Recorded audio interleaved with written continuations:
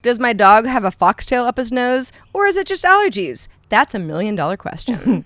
Living upwind from a KFC is highly offensive to my nose. I had to call the IRS, and due to extremely high volume, the system literally told me, just call back later. Now that it's officially summer, popsicle vendor guy is ringing his bell all day long. Oh, yes, he is. Have such a good day.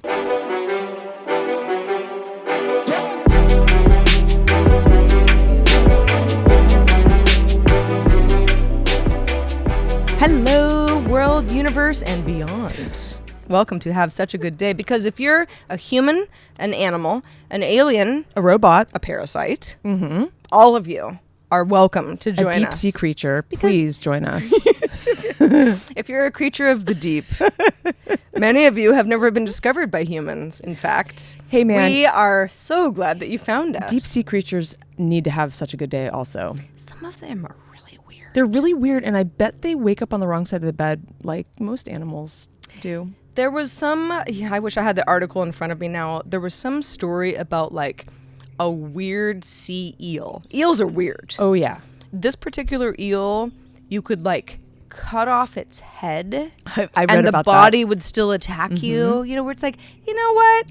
That's like sci-fi. Yeah, I mean, that's a pretty cool thing for the eel, but pretty scary for the rest of us. There are some I'm fascinated by this stuff because some of the ones that live in the real depths where it's dark and they don't get sunlight, they're really like weird, like pale color, like they have very strange, skin exoskeleton, and they're freaking creepy. They look like something you'd find in space. It's weird. It's almost like, the deeper you go, the stranger they are, which it makes sense. There was an episode of, it was either Blue Planet. 99% Invisible now. I'm all on my pod life. Oh, okay. It was either 99PI or Reply All. I think it was 99PI. And it was about a whale that had died. A big, like a blue whale or something, like a huge creature, and had died to the point where it was kind of washed up on shore. And dead whales don't smell so good. So there was this whole some scientists were like, we have to take the whale back out to sea so it can be part of the ecosystem and die where it would have died, normally type thing. And then there was a several month period of the scientist watching the decomposition of this whale, because the whale, they weighted it with cement and it just would not sink. So it was kind of like they were like, oh, this is really interesting, to see what other fish end up feasting on this dead, and it is weird. Oh, it's real weird. And it's weird to hear that on a podcast because it's like there's no visual, which is interesting. No, they were really descriptive about it. That's cool. I'll send it to everybody in our Discord. If you're not part of our Discord, you should. Speaking of Discord. Speaking of. We're gonna do another game. We're actually gonna do the Will You Press the Button again in our bonus topic, but it's going to be reversed. Sarah's going to pummel me. Yeah, if you missed it last week, it's fun. This is a fun game. Heather had to convince me that it was fun. She poo-pooed it at first. I was like, I don't know, why are we playing so many games? But no, it's sort of like you have something that seems really great on the surface, but there's a big caveat. Oh, totally. So always a caveat. So Heather grilled me last week, and we're gonna flip the tables this week, and that will be our bonus topic. Flip the script, if you will. Flip all of it. Yeah.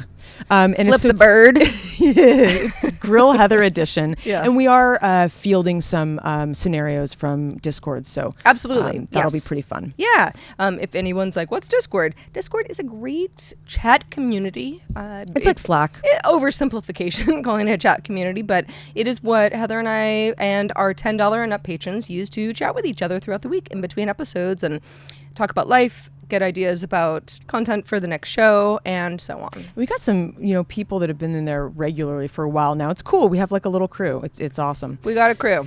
So our show is what is really this show, about Heather? Trying to improve your day 1 week at a time. That's right. Have such a good day. It's pretty obvious in the title. It's very on the nose, in fact. But it helps us it helps us have a better day when we sit and chat. Yeah. Chatting it all out is really what improves the universe. We start out every show, as you know, unless you're joining us for the first time, in which case, welcome. With, we kind of just are like pissy about stuff. And that's, it's by design because we think it's funny. We all have that stuff throughout the week where you're just like, come on.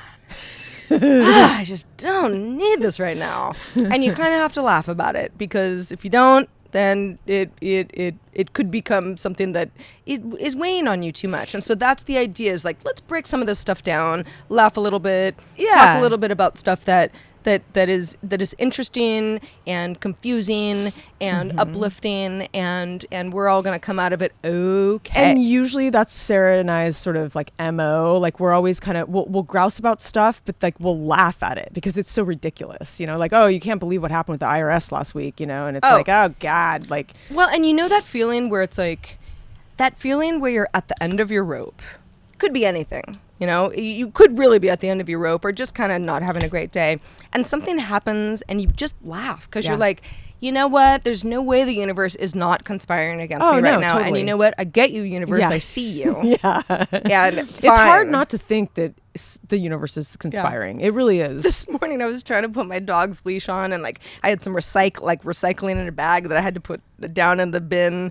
And we've got stairs, and the neighbor's kids are running around, and like I just like couldn't get his loop right, and I kept kind of trying to like lasso him, and like after 10 tries, I was like, the universe doesn't want me to do this. Totally. I do the same thing. Like, I had a day this week where I was there were like 3 different really klutzy things that happened like in a row. Yeah. Like I put a half a cup of coffee in the refrigerator because I didn't want to finish it the day before, and I took it out and I spazzed out, and it like. I can't even tell you what kind of mess this was. It was like an inch of coffee, and it was all over the inside of my refrigerator, all over the floor. It was on me. It was on the chair. I mean, it was like, how did this even get, what? And then I like turned around, I stubbed my toe, and actually started bleeding. And oh God, yeah. It's like one of those things where you're like, to become oh my funny. God. Yeah. Like, it's like, this is not just like. What are you trying to tell me, happenstance? Just fucking tell me. Heather, before we move on, yes, who saves an inch of coffee in their fridge? I know, it's super weird. Well, sometimes I swear, like if I have slightly too much coffee, it's like I can feel it, and so sometimes I'm like, I can only have 1 cup, maybe a little bit of another cup, so I don't want to dump it out. You don't have a microwave, so what do you do? No, I like it because it's like iced and it's coffee. Cold brew. I love it actually. In fact, I kind of like it better. So in the summer, I usually will do that. I'll put a cup of coffee in the refrigerator overnight. And then it'll be your little treat for the next day. I love it. And you don't have to waste anything. Nope. Actually, that's pretty genius. I should think about that. I don't like cold coffee. I can't believe that surprises you that I have some genius ideas, Sarah. No, I just have never heard this particular genius idea. You have lots of others.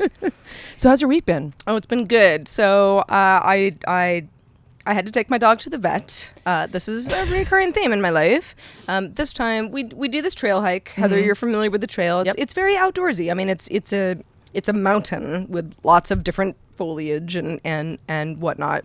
Foxtails are a big thing. Yeah. And I've learned actually that foxtails don't grow all over the U.S. They're very Western U.S. oriented. In fact, California in particular. Interesting. Yeah. It's just a friend of mine who lives in Texas, I was telling him the story. He has a dog too. And he was like, what's a foxtail? And I'm like, shut up. You know what a foxtail is? And he's like, no, I live in Houston. I would think that everybody would know about them. Well, they don't grow on the East Coast and many parts of the South or the Midwest. So foxtails, if you're not familiar, they're a weed, and they're kind of cool looking, but they look like wheat. Yes, they look like wheat. They've got kind of a bristle type thing going on. The problem is that dogs, in particular, because dogs, sniff around and run around and whatever, can get them up their noses, can get them into their lungs if they ingest them, can get them between toes where it becomes really infected, and even if it's not a straight up foxtail, the seeds of the foxtail can burrow inside a body. Yikes. and be life-threatening. Wow. So we've talked about the whole, like, some people have those beekeeper caps that their dogs wear, and I just haven't done that. We got back from our run the other day, and Otis is just sneezing, and I can see one side, like he's like kind of like pinching his eye, like I can tell it's like something's going on up there. Something's in that particular nostril, and like he just isn't a sneezer. So it was several hours after we had come back from our run, and it was getting to the point of like 6 p.m. where it's like, I call my regular vet, who's your vet too, right down the street, and they were like, I'm sorry, we can't. I mean, we're booked till we're closed. I've got a secondary vet also very close. Call them, and they were like, sorry, we're booked till we're closed. And so because it was the second, I was like, well, you're my backup. So I say to the receptionist, okay, all right, well, where should I take him? And she was like, somewhere that's like open longer than we are. And I'm like, yeah, I know, but can you give me like a couple of numbers? And she goes, and I'm not even kidding, she goes, okay, let me Google that for you. Oh, how snarky. And I lost my mind. That's actually really rude. Like, I'm like, okay, first of all, you don't feel like helping me. You are an animal hospital. There is no way. You're not a 24-hour one. I get it. And I was trying to come in kind of at the tail end of it, which I've actually done before. Fine. If you can't take me, you can't take me. But how do you not have like 3 numbers just like glued up on a wall? And how are you not helpful for a potential ongoing customer? Could be an emergency. Like, you're probably not going to go back there. No, not if I don't have to. It was just like, and again, one of those situations where like I was angry and I was like, yeah, whatever, and like hung up on her and didn't say goodbye and was just like bitchy about it. But I kind of had to laugh. Like, are you kidding?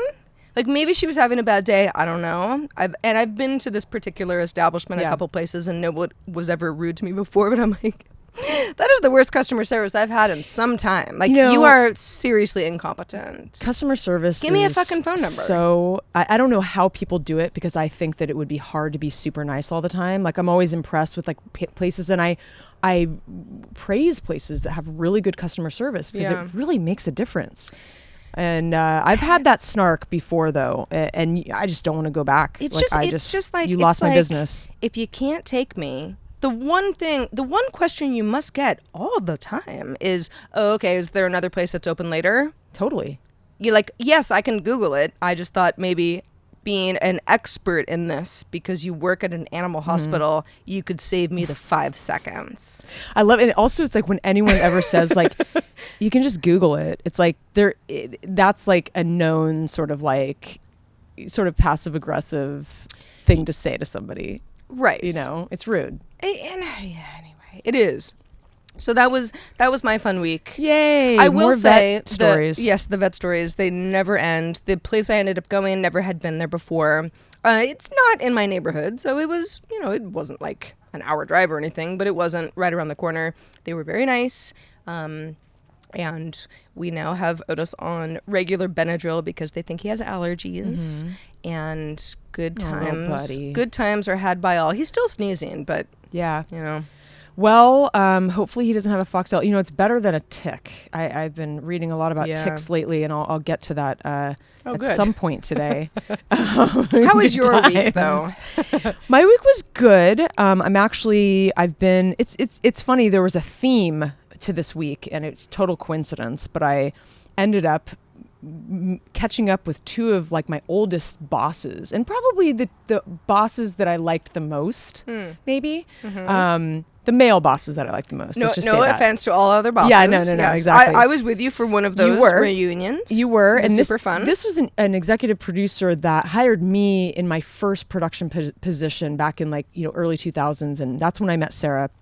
I was at a company called Tech TV, a TV network that turned into G4. The wonderful guy. He was really always just like full of life. He started the Tonight Show with Johnny Carson and did lots of comedy stuff back in the day. Really interesting guy, lots of anecdotes. Well, I don't think Johnny Carson was the original host. Yeah, I don't know who it was. He was working on the Tonight Show. He was on the Tonight Show a long time ago. Yeah, I don't know who was hosting at the time. But anyway, I think it was Johnny, but it was early 80s. Yeah, it was about early 80s. Was it in the 70s? I don't think so. Okay. Well, anyway, we had dinner with him, and it was really fun. We just went to this kind of random Italian restaurant and caught up on the good old days. We sure did. And then met with another one that was just interesting to catch up with these guys. You reflect on those production days and the things that they taught you. And I'll be honest, I think those 2 taught me probably the most, like, sort of the fundamentals of production. Yeah. You know, like, I feel like I really got a foundation from both of them. And it was interesting, the meetings fell on the same week. But it's funny, I went to Universal Studios on Friday to meet with the other one. You know, it's funny, I don't know if you've ever gone to those studios, like the actual film studios. I used to do movie junkets, so I've spent quite a bit of time on all the movie lots. I know, it's so funny. It's like you get a meeting and you get like information on how to get there, where to park, and it's always like 3 paragraphs long. It's just like, and it's still confusing. It's so confusing. It's like then they tell you how to walk. They'll be like, to the it's building CE, and you're like, where's building CE? Yeah, and then they're like, by the traffic light that's on this street, but you're like, I can't see the street. When you see the ET mural, turn left. And then I never have service on these lots either, so I'm like trying to look at the map, and then there's craft services, and you're like, can I have one of those? Thankfully, I had a really nice she was a what do you call that? A ticket taker, parking attendant, and she was super sweet, and she guided me. But anyway, it's been a good week. I have signed a contract to do a 3-month gig, which is I'm under NDA. But once I am able to speak about it, I will tell you guys about it. But it's kind of cool. It'll be a very wild and crazy few months though. And this is actually a bit of a commute for me. Of course, you know, you move to one side of the town and then you get a job on the other side of the town. It's the way the goddamn universe works. When you talk about one side of LA to the other, it could be 15 miles in 2 hours. Yep. You just don't know. Well, sometimes you do know, but it's not good. It's a crazy town we live in. You know, speaking of, and like we mentioned, Heather and I both had dinner with our old boss, Paul Block, who has been recently become familiar with the show. Hi, Paul.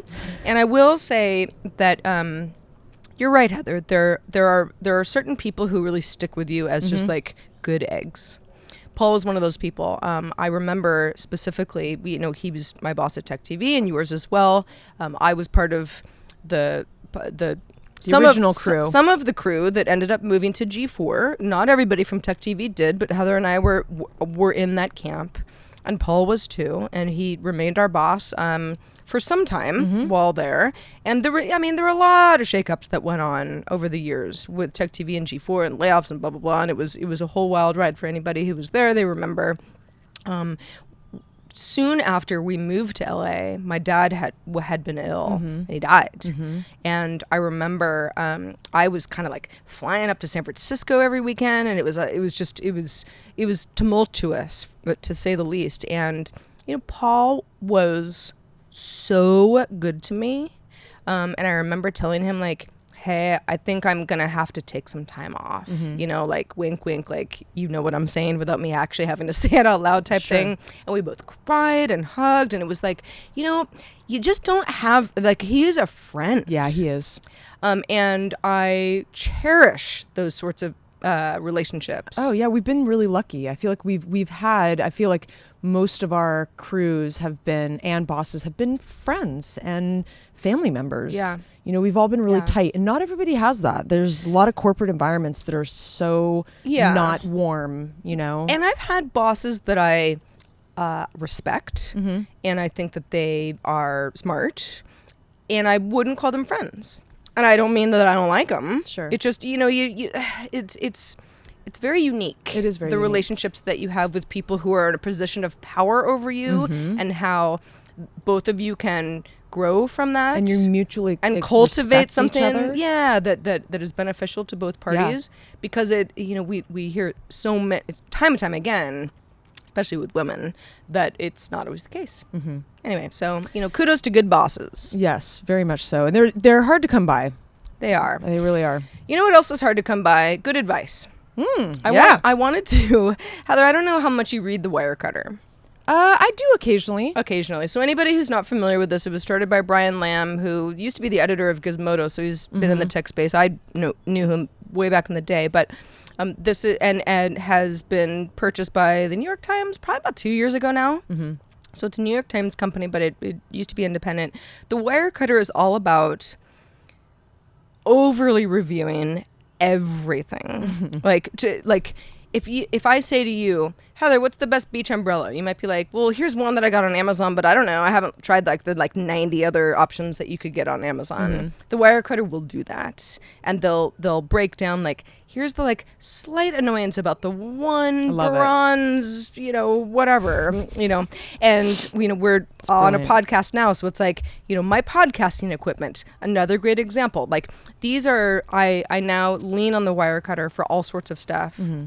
And electronics is kind of how it started, but it's expanded. Mm-hmm. In fact, it has a sister site called The Sweet Home, which is a little bit more about the best couch. Mm-hmm. But on the Wirecutter, even though I find it very well traveled for myself, there are still categories that I'm exploring where I'm like, this is so cool. For example, the best credit card if you want travel points. Yeah. I don't know how to research that. Yeah.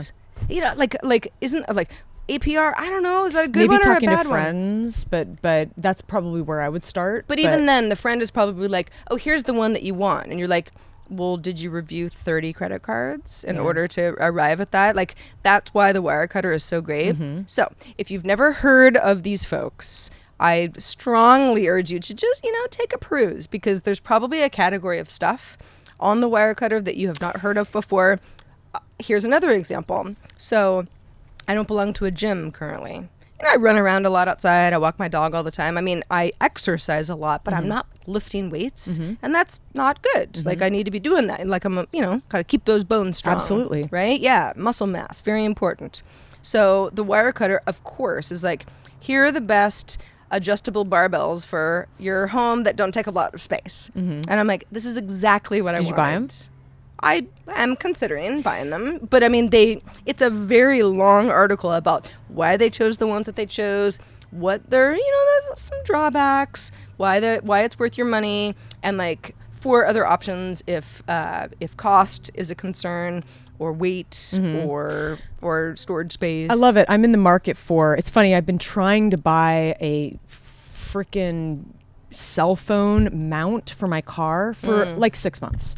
I feel like I go to Amazon every other week and go, I gotta get one of these things. I gotta do this. And I keep looking, and most of them don't fit my circular vents. It's this weird vent thing where it's most of them fit the rectangular ones. And I'm like, I don't have a rare car. Why isn't there anything for my vents? So it's driving me crazy, because I'm going down these rabbit holes trying to right. find the right one. And they're only $15-20. Yeah. But I'm going to search for that on here, because that would, I mean, if the Wirecutter, if anybody's going to be and here's what you need for the circular vent folk, it'll be them. Well, it's funny. The last time I did a really deep search was for my air purifier.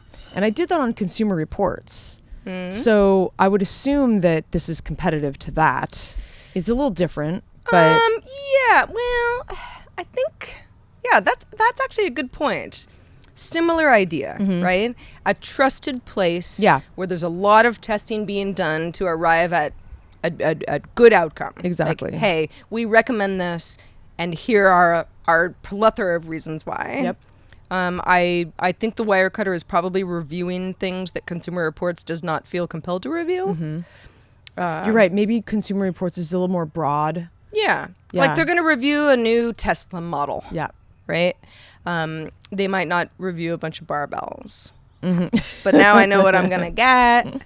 Yeah. Well, and I'm going to be so jacked. You are going to be. So you got them. I didn't. You're going to get them. I will probably just think about this for another 4 years. Let me know, because I need to do that too. In fact, I had some barbells that I lost in my move. Things have been popping in my mind recently where I'm like, where is that dress? Mm-hmm. I had this really cute dress I wore once. Mm-hmm. Don't know where it is. Mm-hmm. Literally cannot figure out where it could have gone. And I actually bought it really close to when I moved. So I'm like, just disappeared. Yeah. I have no idea. Yeah. Anyway, switching gears a little bit, you're going to like this story. So I don't know if you saw in the news this week, but there has been a interesting breed of feline found in Corsica. It's an island off of France. Yep. I've actually been there. I have too. Oh, cool. Yeah. It's a wonderful little place. They speak a dialect of French and Italian, and it's beautiful, topography. It's beautiful beaches, but it's such a small island, but it has these very craggy peaked mountains. It's kind of strange to have such high. I think the elevation gets really extremely high for like such a small island. Anyway, really beautiful. Like in a few minutes, you can get into these crazy mountains from the beach. It's a beautiful island. But anyway, so it's essentially, they're calling it a cat fox or a chat renard, which is the French, cat fox, or a gatu. I'm not sure how to pronounce this, but the gatu volpe is the scientific name.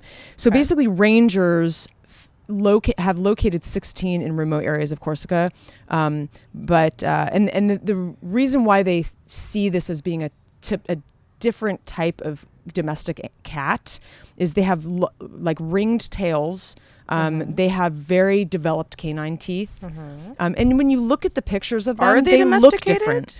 Well, they're domestic. They call it. Well, no, they're wild. I don't think anybody has one as a pet. They've found them out in the wild, and so if I understand, how, I don't know, the world works, a feline and a canine, which I think a fox would be.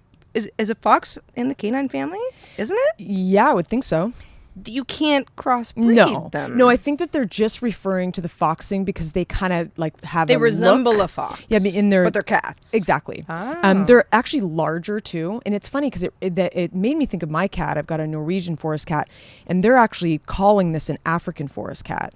They think it originated in Africa or Middle East, thousands of years ago. And because the tail kind of doing the little piggly wiggly thing, that's very unusual. Very. And a cat might have a docked tail, but they don't have a I don't know, an onion ring type tail. No, and it's not really, you look at it, I mean, it looks like a cat. It's just that there is something about it that looks slightly different than any other domestic cat you've come across. But I guess apparently there were stories where people found these cats attacking their sheep and goats' udders, and that's kind of how they sort of like go, well, wait, they're acting abnormally. Yeah, they're acting abnormally, and then it took a while for them to scientifically identify it, which it kind of happened this week. But still kind of doing research and stuff, and there's only been a few that have been found, and specifically on Corsica, which it makes sense because it's like not far from Africa, really. I mean, it's in the vicinity. But like, why just Corsica? Northern end of the Mediterranean Sea. Well, you'd think that, I mean, that would be easier to breed, right? Because it's like, okay, well, if there's a bunch of cats that have some mutation, whatever it is, then that'll just be like the Corsican cats. I love it. I mean, I'm going to follow this story because I just think it's fascinating that we're still finding these like genre animals, that we're after all this time. It's interesting to me. Yeah. And I want one. I do too. Cat fox. I don't want my cat fox to attack a sheep udder, but I don't know. I don't think you have to worry about that. You don't have a sheep. It's true. Although you could get one in your backyard that you don't use and just like have it tied up and just like hang out with it on the weekends. I mentioned the trail that Otis the dog and I run on. And which you do as well, Heather, and we've talked about like the horses, like you never really see them, but you smell them. You smell them, and sometimes you see a little horse poop. I mean, it's pretty obvious when it is. We saw one today. Oh yeah, cool. I've seen one too. And I've always wondered what my dog would do. Like, would he have a meltdown? Because, I mean, maybe he knew horses before I adopted him, but it's doubtful, And he was super like, oh, hello. So he wasn't threatened by him. No, he was like excited, but like kind of scared, and like wasn't aggressive or anything. It was really cute. Bigger than him too. Much bigger. Yeah. And the horse was just sort of like, whatever. Yeah. Probably has seen a lot of dogs, but it all worked out nicely. Good stuff. You know what else is nice? Our patrons. Woo-hoo. You know who you are, but if you are not a patron, please consider becoming one and help our show grow. Patreon.com/have such a good day is where to find out a lot more about what we are going for on the show. Heather and I, we have lots of lofty goals. The easiest one is we want to do more shows. We do. We'd love to do 2 shows a week. Well, we need a certain monetary goal in order to get there. But instead of focusing on money. We focus on patrons, because the more of you we have for just $1 a month, you could pledge more, and that's fine too. But for just $1 a month, you are part of our community, and you get all sorts of extra perks. Lots of stuff for $1 a month. I mean, $1 is not much, and you do get quite a bit of content. Yeah, and we're in the process of overhauling our Patreon. It's a proud Patreon.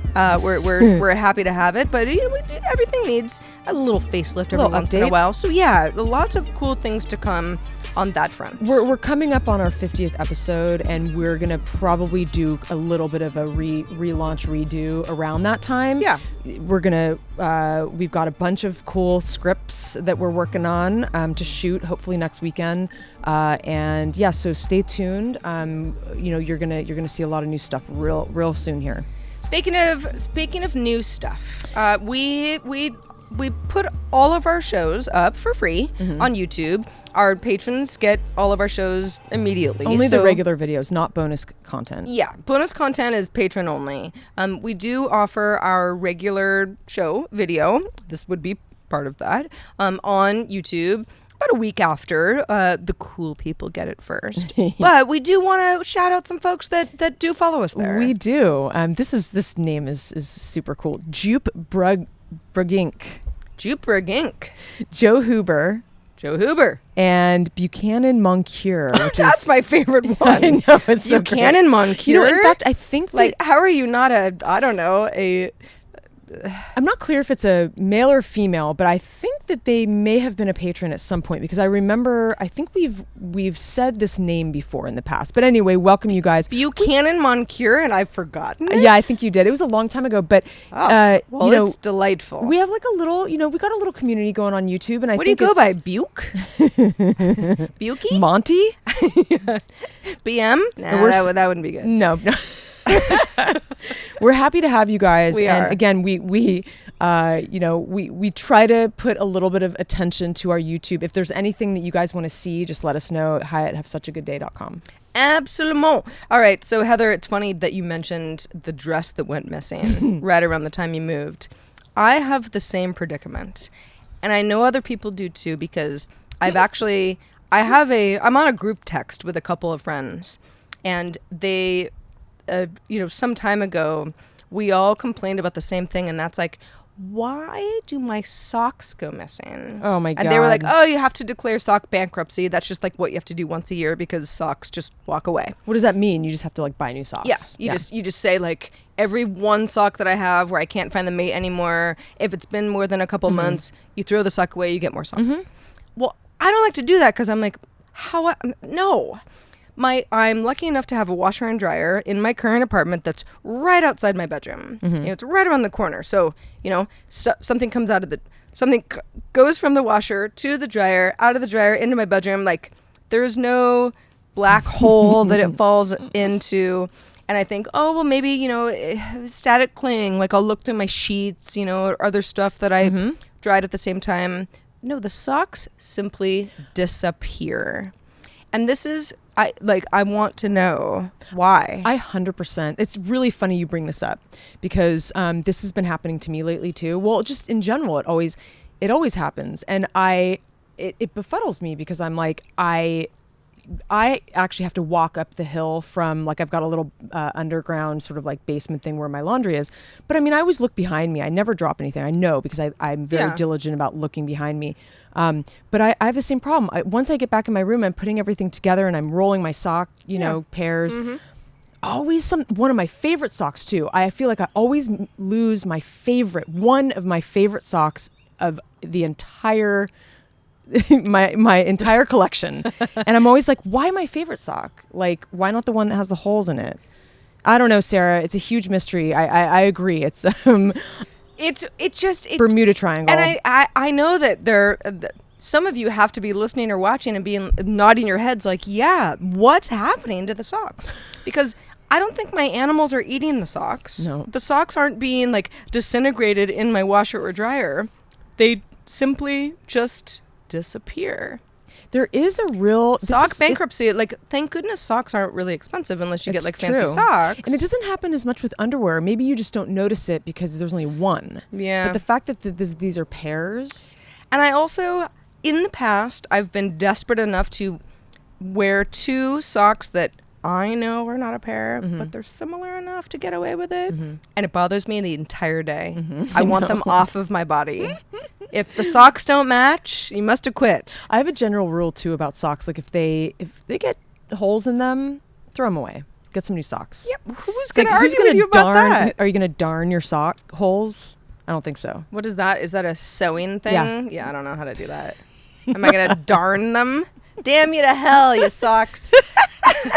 No, really, if you guys have any insight into this household mystery, please email us at hi@havesuchagoodday.com. Yeah, I mean, if you can find my socks, I salute you, but I doubt you can. I really looked. All right. Well, anyway, it's funny. So you and I talk about this quite a bit because we talk about pretty much everything under the sun. Yes. So it's not like special or anything. But I have always been told over the years. Way to sell it. I've been told. Next story, not special. No, it actually is. It is quite special. I've been told over the years by people like, oh, don't wait. Just wait till you get into your 40s. You know, everything's better. You know, things get better in your 40s and even your 50s. And I feel like I have been encouraged that like the 40s are a really good decade. I feel like it's been a bit of a tumultuous decade for me. It's been great too on a lot of levels, but it's been more tumultuous than any of my other decades.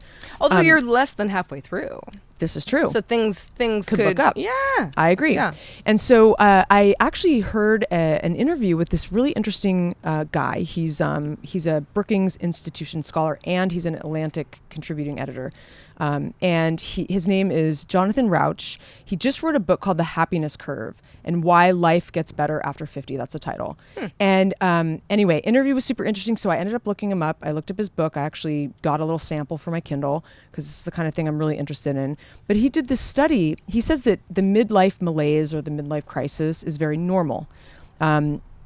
He says he thinks that there's a happiness curve to life, that like in your 20s you're like footloose and fancy free, you know, because you have a certain level of consciousness and responsibility with life. You know, you get more responsibility in your 20s. Their stakes are higher.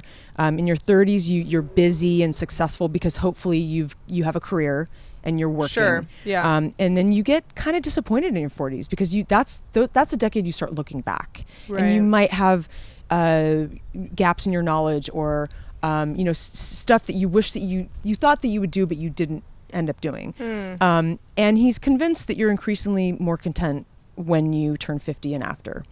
And I I've think had this some is super time cool. to just be like, this is me. Yeah, you know, exactly. The choices I made are this is just how it is. Yeah, and it's sort of, you sort of settle into who you are and you have wisdom beyond, you know, I think the 40s you're still kind of trying to piece together some of the mistakes that you've made and like why you made them. There's a lot more to it. I don't want to get into like I don't want to go down a crazy rabbit hole with this stuff because obviously there's a whole book on it. Yeah. But I want to read the book. I'll get back to you guys on it. But I'm curious about what you guys think. Are you guys enjoying? Are you happy in your 40s? I know we have a lot of people who are in their 40s and 50s who listen to the show. Are you happier in your 50s, or is it vice versa? Are you not as happy in your 50s as you were in your 40s? I'm super curious. You know, and I there's a constant theme for me where I'm always like, when I'm hanging out with older people, you know, like my parents or whatever, and it's like, you know, they'll kind of grouse about being older, and I'm always like, what do I have to look forward to? Sometimes I want to know because you hear all the being old sounds pretty awful. There's hearing health loss problems and eyes and you get slower and your joints hurt and I you're sometimes confused. You're confused. You're driving. Not you, Mom. Not well anymore. You can't really see at night, you know, stuff like that. But well, I'm old then. But I think that, you know, I would like to know. I mean, there's got to be some incredible joys being older and you know, seeing the world change on such a grand scale. You know, like our parents who were, you know, born in the 40s, raised in the 50s and 60s. It's like, God, I mean, wonder what the world looks like to them now with robotics. And I mean, it's fascinating. So for our us, parents what is didn't it even have be televisions. Like? I know. Like, they remember there was no television. I know, it's crazy. You know, and we're the people who are like, we remember when there was no internet, which is also like, that's another generational thing that like kids are just like, so what'd you do? You just sat around, tape looked at cassettes, the sky? Walkmans, like stuff like that, where it's like those things are like, you know, artifacts. Anyway, I'm going to read the book.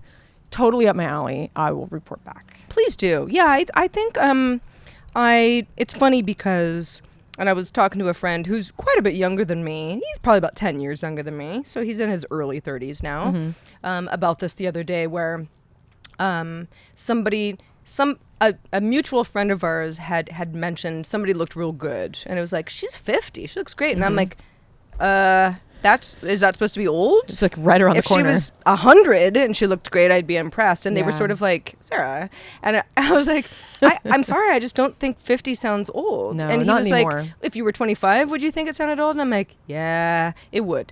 Because, you know, when you were in high school, it was like, oh, you know, if somebody had a boyfriend who was 30, that's insanity, right? Like 30? Oh my gosh. It's so true. And then when you turn 30, you think like 40, well, that's over the hill. Like that's when you start getting old.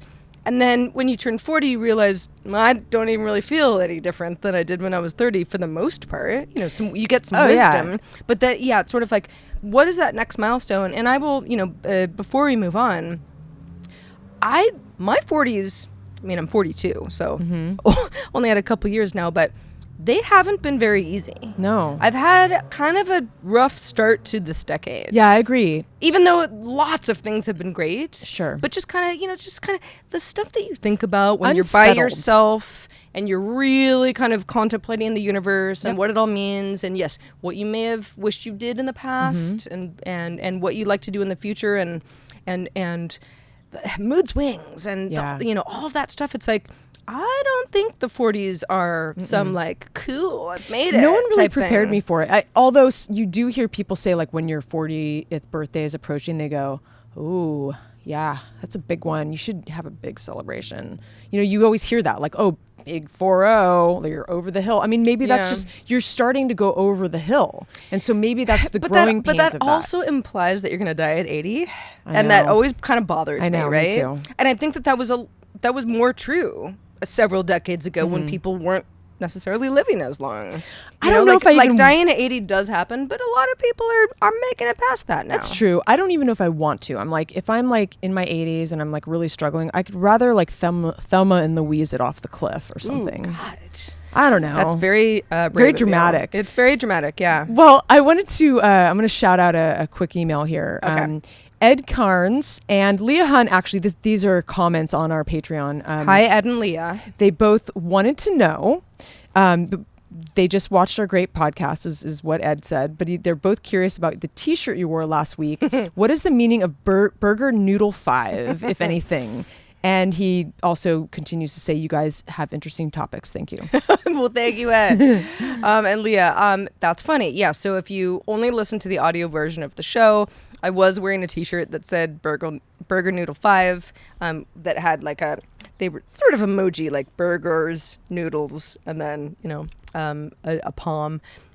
And that was a joke that we made on Daily Tech News Show, which is one of my other podcasts that I co-host and produce. And we had a fan of the show who has access to T-shirt printing send us the T-shirts. That's awesome. Yeah, like it was some sort of joke where we were like, because we talk about food a lot, kind of before and after the show. It's this sort of running joke that we have. And it kind of became like something about like, what's better, burgers or noodles? And then we're like, we could be like a band called Burger Noodle 5. That's funny. And so that's what that is. I love those little inside things. Yeah. I actually thought... it's meaning, like it doesn't mean anything. There is no band called that to my knowledge. I was going to ask you about that T-shirt. I assumed it was some restaurant that made, you know, those ramen burgers? That's a thing. Like it's like noodle burgers. That's what I thought it was. I thought it was some like cool LA restaurant that served that. Maybe it is. I don't know. It is a good band name. Burger Noodle 5. Yeah. Well, there good you stuff. go. Mystery solved. Yeah, it's a great little T-shirt, and kudos to the folks who made it for us. You know, speaking of bands, it's funny. I watched this movie it's been out for a while this weekend. It's called Green Room. Have you ever seen that? It really not to be confused with Green Book. No, it's Green Room. I don't think you've seen it because I don't think it's so. a little horrifying. But it's Yeah, actually quite a good movie. It's about this punk rock band that goes in to do a gig at this venue with like. And this is not a documentary. No, this is a real movie, and everything goes very south, and it's really harrowing, but like really good, and it's kind of like stuck to my ribs. I just wanted to mention that. I keep thinking about it. Yeah. It's a really really good movie, but it's pretty scary. Yeah, I'm gonna go ahead and pass, but it sounds up your alley, Heather. It very much is. Sounds up this your is alley. why I have nightmares all the time. Yeah. It's. I have nightmares already, just about being in my 40s. So I'm gonna go ahead and pass on Green Room. But if anybody has seen the movie and likes it, let us know. hi@havesuchagoodday.com. Cool. All right, everybody. I think we're going to wrap up this show. We have a bonus topic coming up for all of you $5 and up patrons. We're going to play Will You Press the Button? And it's Heather in the Hot Seat. Oh, God. So if there was ever a reason to become a patron, today's the day because it's going to be good. I have put together some questions I'm very proud of. I can't wait. I'm excited. Yeah. No, we had so much fun last week. I was like, yeah, this is great. Now I'm into it. For everybody else, thank you so much for watching and listening. Episode 47 of Have Such a Good Day in Unbelievable. the can. Woo! And until next week, I will remain Sarah. And I will remain Heather. Bye. Bye.